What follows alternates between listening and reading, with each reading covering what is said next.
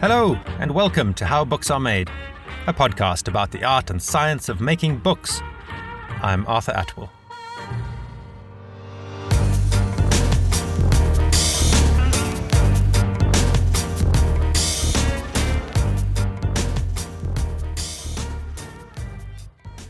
The world of bookmaking is a big old tree.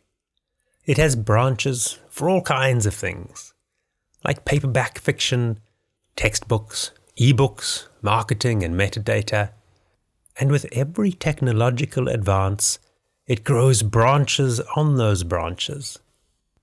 And if you trace them back, branch by branch, all the way to the trunk of that big old tree, and down groundwards, you'll find a person standing at a hand-powered printer, pressing ink into paper. Now, it's in the nature of all that technological progress that, with every advancement, we shave off a little of the art and ingenuity we once invested in bookmaking, in the service of efficiency or scale. And that's okay. But thankfully, somewhere, someone remembers the art and can show it to us. And when you hold a book that's been typeset in metal, printed by hand on fine paper, bound and sewn with Cobden cloth, you realize with a whoosh just how much art we've shaved off in the last 100 years, and how much there is to enjoy and admire there.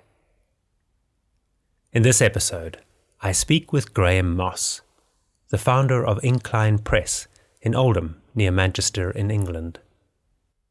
Incline Press works with poets and artists to make limited edition books with hand-set metal type on vintage machines. You really must visit the links in our show notes to see it for yourself. And if you're near Liverpool when this comes out in October 2024, well, keep listening to find out. Graham, it is such a pleasure to be talking to you today. Thank you for joining me. Thank you. Pleasure to be here. One of the joys of the podcast is that I get to do all kinds of research about my guests beforehand. And I believe that you were once a history teacher. I indeed was, yes. And in a way, it never stops. Absolutely. I was thinking about the printing work you do now, and in many ways, you're still a history teacher. How did you find your way from teaching history to starting a press?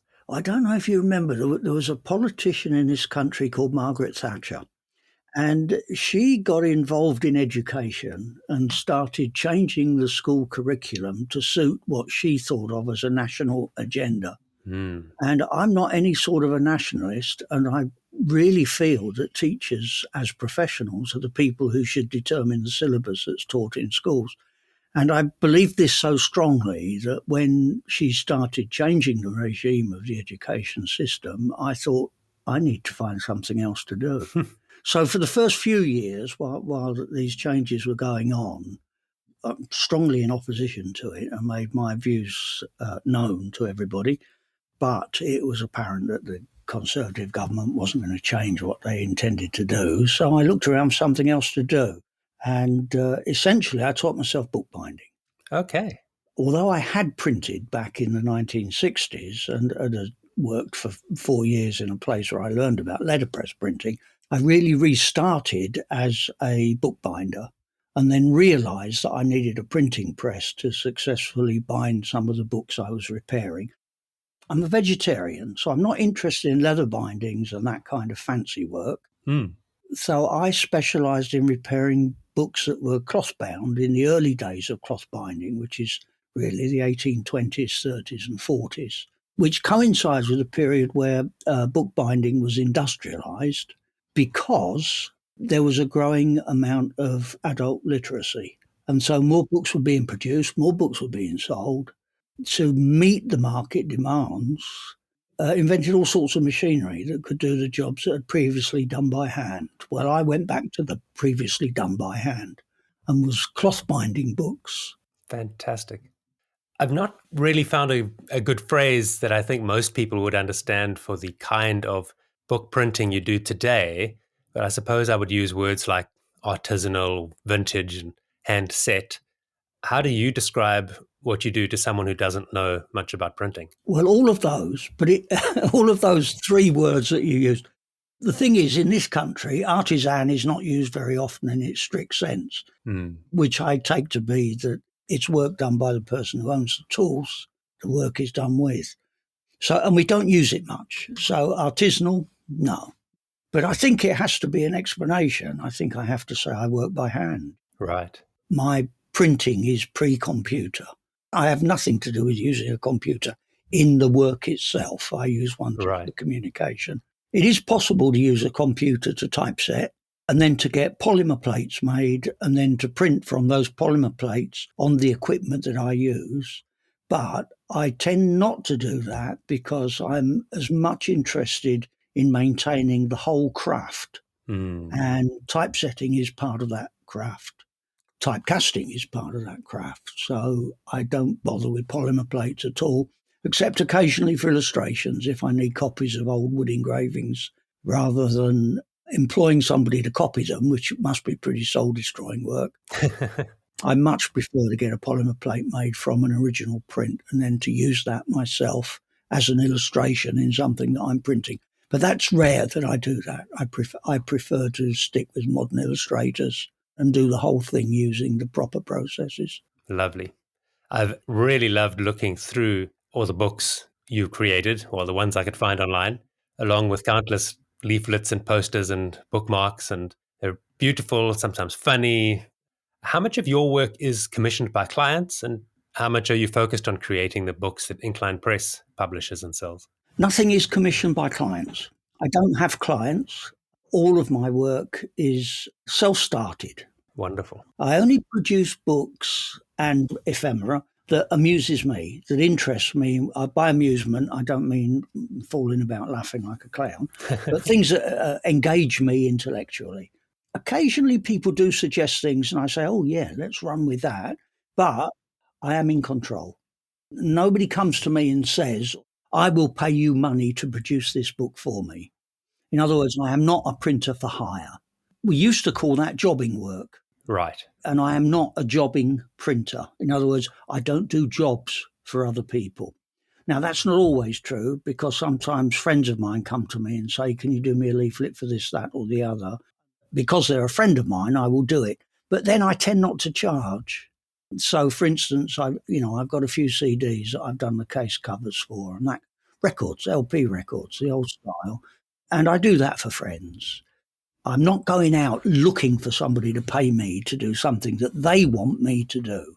I'm doing what I want to do. I'm so glad to hear it because so often artists have to kind of make a living by doing the client work, and their own work has to take a back seat. So it's fantastic to hear that you've managed to do it. I've recently been given a little tiny printing block of a griffin that was originally a wood engraving by Eric Revilius. Now, Eric Revilius is highly regarded as a 1930s artist and latterly as a war artist. And in fact, he went missing in action during the Second World War.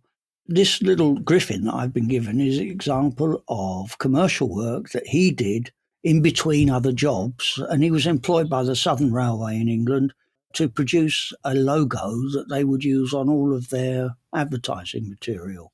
Fabulous. I'd love to try to give our listener a picture of what a mechanical press looks like and what it's doing. And we'll certainly link to some videos in the show notes. I suppose I would describe it as fundamentally a machine that's pressing a metal shape, or a wooden shape, but usually a metal shape onto a sheet of paper over and over again. And you're swapping in a new sheet of paper every few seconds. That's a layperson watching a video describing what's going on. How do you describe what's happening in the machine and that dance really between the machine and the operator? You have to see it to believe it. Let's just talk about a platen press. So let's go back to Gutenberg and just say he invented a machine or developed a machine that was capable of taking the top surface of an image, and that top surface had ink put on it and was pressed onto paper. So that is what letterpress printing is pressing the two things together so that the ink is transferred from the image to the paper itself. So my job as a letterpress printer is to use a machine that was new in the 1860s. So that's 400 years Wow. to get to that point. And that point is one at which an operator can use a foot treadle and make the equivalent of 6 steps. And in making the equivalent of 6 steps, in other words, the foot goes up and down 6 times, produces one print. But that print is a whole sheet of paper that's covered with the type that we look at today. In other words, the lettering, the page in the book. So what I have to do is I have to take all those individual letters, which all have to be exactly the same height, put them all together with white space in between where word breaks occur, white space at the end of the line so that there's white space between the line you've just typeset and the next line that follows it. Fill a page with that. So in other words, if you just open any old paperback book, what you're looking at is the end result of what I do. But the way I do it, instead of doing it by computer on screen and pressing buttons here and there, is much more physical. So it's all done by picking up little pieces of metal and putting them together. They are locked into a metal chase, which is a rectangular frame, like a picture frame, if you like, using little wedges called coins. And a coin is simply a wedge. There's a mechanical version which we use nowadays, but they used to be little wooden wedges that worked against each other. So when you tightened up the whole thing inside that metal chase, nothing fell out when you picked it up, because if it did and it all fell on the floor, you'd have to start completely from scratch, and there's a day's work wasted or lost. Okay, so that chase is put inside the printing press, in the bed of the press, which is language. We're still using language that was used in Germany in the 1450s. Wow. The platen is the thing that presses the paper against the type. So on a modern treadle press, rollers come down from an inking disc and put ink just on the top surface of those individual metal letters. At the same time, into the platen, I pick up a piece of fresh, clean paper from my right hand, put it into the platen, and it just rests there. Then the platen comes forward, and at the same time, the metal chase comes forward so that the two meet and press together. There is a cam inside the driving wheel that pauses the process at that point. So the ink transfer gets a little bit of extra time to achieve itself. Then it begins to open again. And while all this is going on, my foot is still going up and down, up and down. Right. Up and down. So when it opens, as it opens, I've picked up with my right hand a fresh piece of paper. I've taken the printed piece of paper out with my left hand, put the fresh paper in, and put the printed paper in a receptacle to my left. Amazing. Now, most of my editions are only like 200, 250 copies. Let's just say that takes half an hour to produce, but it takes about 5 hours to make the chase up. In other words, most of the work goes into the typesetting. If the person listening to us can, they should pause, go watch the video, and then come back and keep listening to us. I watched several lovely videos of presses at work, and certainly the most mesmerizing for me was the Arab press. That sound, if anyone has ever painted a wall with a roller and you get that breathing sound that the ink makes as it rolls onto the surface, the Arab press has the similar sort of breathing sound as it works. I know that your Arab press in particular has its own story, its own history. What is special about the Arab press in general and yours in particular? Let's start with Phineas Gordon. Phineas Gordon's an American inventor who invented several types of printing press. This particular clamshell platen is one of them. He said Benjamin Franklin came to him in a dream with this idea of how to produce this dwell on the press, which was pretty good because Ben Franklin had been dead for about 50 years. He sold patent rights where he could around the world because he wanted to make his money not as a printer but as an inventor. And he sold patent rights to a fellow in Halifax in England called Josiah Wade. And Josiah Wade made a few more improvements himself and produced the Arab printing press. He called it an Arab because, what are we talking about 1872, 73, 74, that period. And Arabs had the reputation of being consistent, hard workers who would stay at the job until it was done. Interesting. If you like, it's a positive explanation of what the press is capable of doing. They carried on producing these presses with very few alterations. They carried on making them until the 1950s, and they were still being made up to that date. But what they never did was produce a feeder, something that would pick the paper up and put the paper in. And this is probably why in the 1950s they lost traction, because there were machines being invented in this country that produced much faster work. My particular machine was bought new in 1906 by the father of the widow of the man from whom I bought it. Mr. Tabor was a working printer. When he retired, he moved to a small northern town in England called Nantwich, and it's his press that I've got. Fabulous. It's a wonderful machine. It's been well looked after. There are no ball bearings in these machines whatsoever, but as long as you keep oiling, well, first job has to be oil the machine. All of the bearings or all the metal that works on metal will work perfectly. And so this particular machine has been well oiled throughout its entire working life. There's no play involved at all. It's a wonderful thing, and I enjoy it. It's a beauty to watch. Mm. You also have another machine that I'm very curious about, and that's the Ludlow typecaster. What is a Ludlow typecaster? Typecasting is a profession in its own right. The most popular machine that was ever used for casting type, there were two really, the monotype machine and the linotype machine. And the monotype machine produces individual letters, hence monotype. And the linotype machine produces a metal slug, which is a line of type.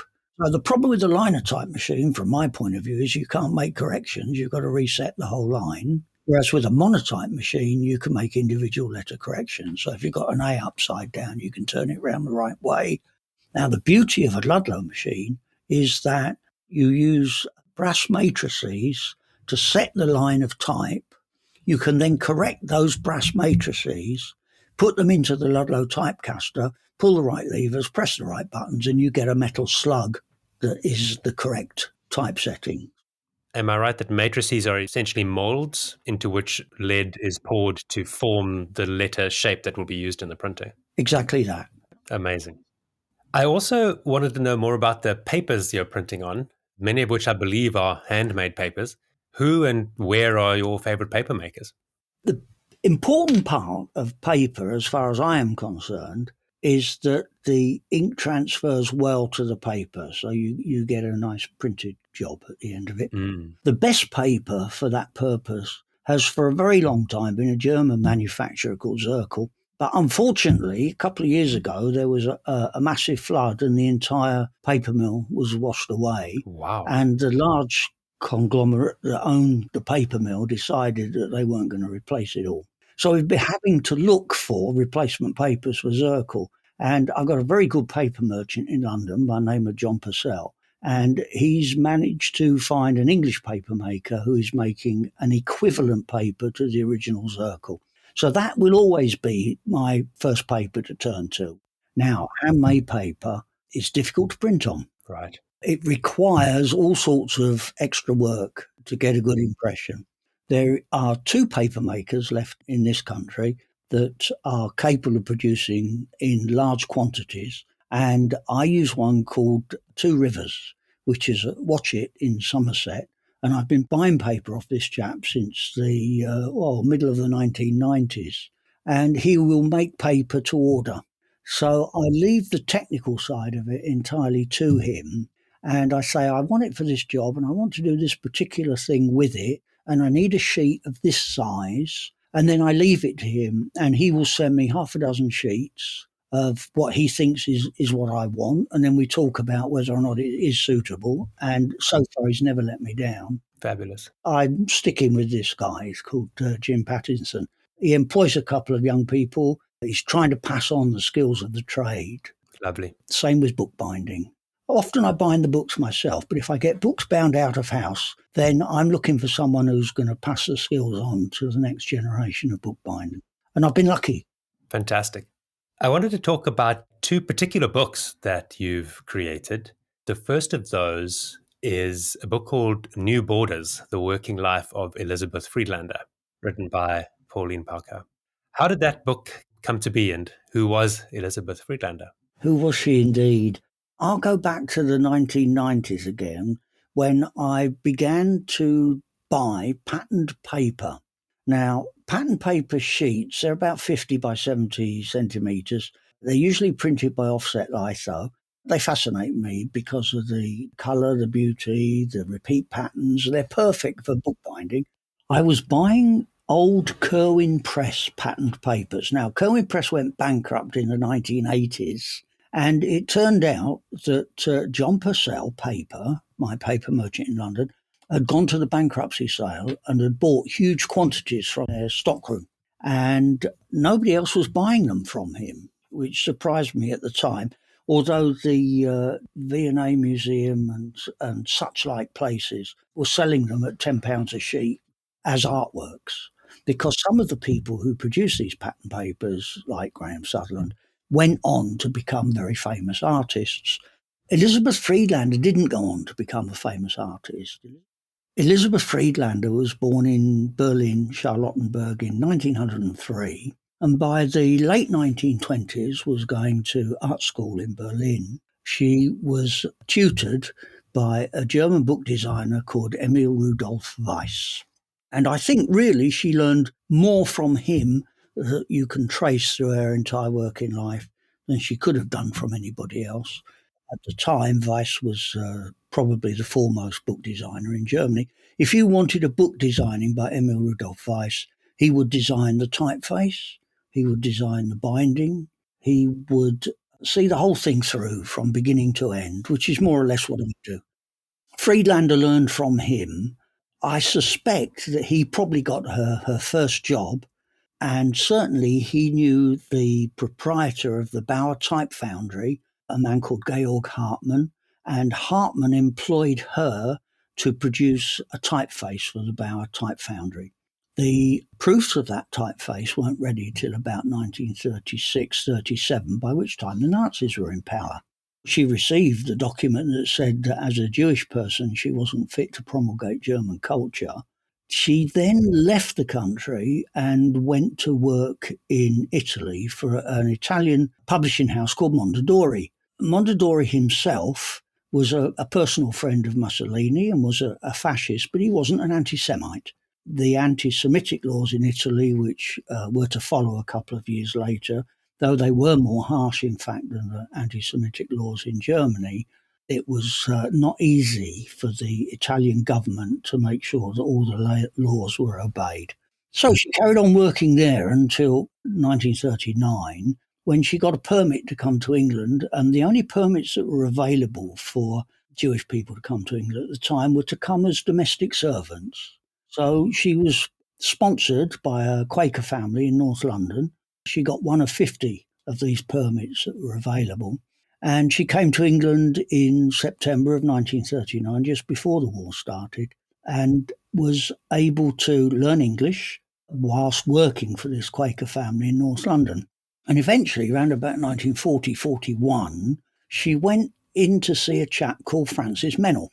Now, Francis Mennell had been a publisher of Nonesuch Press books and was renowned, really, for someone who understood books and how books were made and what they should look like. She went to him and showed him her portfolio of work, and he said, "But of course," he said, "I know you, I know your face," by which he meant her typeface. Our type foundry in Germany had changed the name of the typeface from Friedlander, which was what it was originally to be called, but because it was a recognisably Jewish name, they called it instead Elizabeth.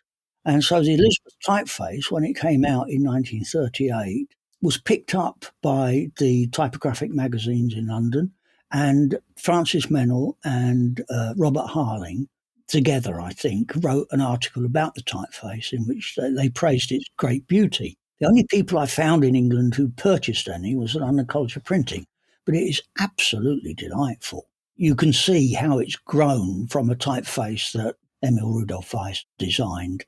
She was a wonderful calligrapher, and it's a very calligraphic type. Flat serifs, they're not serifs. You see, serifs on letters come from two places. They either come from the chisel of the person who's cut it in stone, or they've come from the pen of the calligrapher. Right. All of her serifs are very calligraphic. They are drawn with a pen, and you can see that. It's a very inspiring typeface. It's very beautiful. Yeah. She got to London. Menno gave her a job. He worked for an advertising agency called Crawford's. And so he gave her lots of advertising work that she could do. But at the same time, he found a job for her working in Bush House in London for a black propaganda unit, which is a unit that was run by a typographer called Ellick Howe. And it existed to produce German language propaganda that looked like it had been produced by the Germans. Wow. And this is the sort of stuff that was dropped from RAF planes over Germany and occupied France during the Second World War. And she was involved with that right through the war. And at the end of the war, she finally got her permission. She'd applied for permission to emigrate to the United States. And in fact, the two people who signed her papers were Noel Coward, the playwright, Oh, wow. and Toscanini, the conductor. Wow. She then decided, when her permit came through, she decided to change her mind, and a letter exists in which she says, I think my war work is too important for me to leave the country now. So she stayed in England. At the end of the Second World War, Penguin Books employed a man called Jan Tischold to redesign their work, and Jan Tischold knew her face. And so he employed her to do work for Penguin. He carried on giving her work until her eyesight started to fail. Oh. And then she left England, left London, and went to live on the west coast of Ireland at Cork, where she was a close friend of a man called Alessandro Magari McMahon. He was an Italian anti-fascist who she'd met in London. He worked for the BBC during the war years. He was a deep-sea fisherman, and she designed the logos for the Deep-Sea Fishermen's Rod Club. And amazing. the story itself is absolutely fantastic. What happened with me was that I found some pattern paper she designed. Then I first heard her name from a woman called Tanya Schmoller, who had also worked at Penguin. Tanya Schmoller introduced me to several other people who gave me more information, and I thought I would be able to produce a little 16-page pamphlet about Elizabeth Friedlander's patterned papers. But then, talking to a friend of mine who worked in a paper store in Manchester, which is the nearest big city to Oldham, he said, oh, well, there's a chap who's just come in to do a postgraduate degree in book design, and he's heard of Elizabeth Friedlander. So I got in touch with him, and he put me in touch with Pauline Pauker. Pauline, who writes like an angel, produced the text. Wonderful. She was able to produce the text because she had access to the entire Friedlander archive, including the sketchbooks that she'd kept from 1928 onwards, all the work that she'd done as a calligrapher, roughs that she'd done for Mondadori, work that she'd done not only in Germany, but work in Italy and work in this country, and also the work that she did while she was over in Ireland, ostensibly retired. It's a beautiful book, and nobody had heard of Elizabeth Friedlander. She really was forgotten. I'm glad to say we've reached a point now where I want to get another pamphlet in print about Elizabeth Friedlander just to keep the approach to her available to anybody who wants to know. The University of Victoria in Canada has put the whole book online, so the book can be read. Frances Mennell's granddaughter, who's an artist in London called Catherine Mennell, saw a copy of New Borders at the St Bride Printing Library in London, got in touch with me. I put her in touch with Pauline. Pauline put her in touch with the University of Cork, where the entire archive now rests. And Catherine made a lovely little short film about Elizabeth Friedlander, so that's available as well. I don't think anybody would have known any of this if we hadn't done the book. I think it's probably the best thing we've ever done, not only as a good book, but to bring to life somebody who was dead, gone and forgotten. Oh, just fantastic. Yeah. Of the many pieces of your work I looked at, I think perhaps the most moving and beautiful was Memento Mori, Memento Vivere, the book you created to celebrate the life of the late Kathleen Whalen, your partner in life and business for many years. And I'll also include some links to some lovely videos about the book in the show notes. Can you tell me more about that book and how you created it? It was very, very difficult because it's an emotional book. It's interesting thinking about it now. It's the same as with Elizabeth Friedlander. People shouldn't be forgotten. really that's what Memento Mori is about. I mean, Cathy wasn't as public a figure as Elizabeth Friedlander was in her own time. She was a library worker, cataloguer, librarian, worked at Bryn Mawr College outside Philadelphia. After we met, she came over and worked here, firstly at Chetham's Library, which is the oldest public library in this country, latterly at the Bodleian on a cataloguing project. And then she came back to work at Chetham's Library again. She got breast cancer, went into remission. She had about another 5 years before it returned, eventually got to her brain and killed her. So I just wanted to produce something that showed her life as a library worker, as someone who was interested in books, as someone who was interested in literature, little bits of things that we did together. I don't think anyone's done a book quite like it in terms of its design, and that was an important part of the book. So there's an introduction, list of about a dozen friends of ours, mutual friends, who died in more or less the same 8-year period. Wow. Then that is followed with about 4 or 5 pages about Cathy's life. And then there are 50 or so pages where, if you open the book, on the left-hand side, you've got a column of type and a story, and facing it is a tipped-in plate of something that is associated with the story I've told on the facing page. So every opening of the book is like a chapter in itself. It's really something. In Memento Mori, you tell a lovely story about how you and Cathy, I believe, worked with Ed Reher at Swamp Press Letter Foundry to cast a set of initial letters that Elizabeth Friedlander had designed, noting how much it meant to Cathy to see Friedlander's type being used. What was that like? It was really quite amazing. Friedlander had she'd been commissioned by Cassell, the London publisher, to produce a set of initials to open each chapter in Winston Churchill's History of the Second World War. Oh, wow. This is back in the 1950s. Therefore, the first edition uses these Friedlander initials. They were never produced as metal type. And you can see by looking at the book that they're zinc replicas of her original calligraphy. But in the archive that Pauline Pauker worked with was the full alphabet, which of course the book didn't use. You know, there are no chapter openings that need a capital X, but the full alphabet was done by Friedlander. She was that kind of a worker. So I got a proof of that and sent that proof to Ed Reher. The whole idea was that we should be able to not only produce that as a type, but to call it Friedlander rather than to call it Elizabeth. Give her back her name. That was Cathy's expression. And therefore, the typeface, they're called Friedlander initials. And the full set is still available from Ed Reher's Swamp Press. Fantastic. We produce a New Year book every year at Incline Press that we send to people who commit to buying a single copy of every book that we produce. I am using the capital J from the Friedlander initials in the book. Lovely. They're living letters, and they're not available digitally. Even more special.